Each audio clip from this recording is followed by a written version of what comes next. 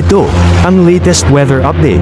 Alamin ang pinakasariwang ulat panahon ngayon dito sa Information TV Educational Channel 2. Pa rin makakaranas ngayong gabi ng mga kalat-kalat na mga pag-ulan, mga pagkidlat at pagkulog ang bahagi ng Palawan dahil sa southwest monsoon o habagat. Pero dito sa atin sa Metro Manila, pati na rin sa ibang bahagi pa ng ating kapuluan, ay may mga tsansa pa rin po tayo na mga isolated o yung mga pulupulong panandali ang buhos ng pag-ulan ngayong hapon hanggang mamayang gabi. Dala na lamang po ito ng mga localized thunderstorm.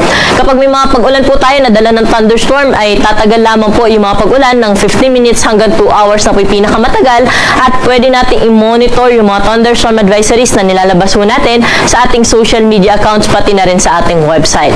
Samantala, update naman po tayo doon sa cloud cluster na ating minomonitor na kung saan kanina alas 2 ng hapon ay isa na po itong ganap na low pressure area.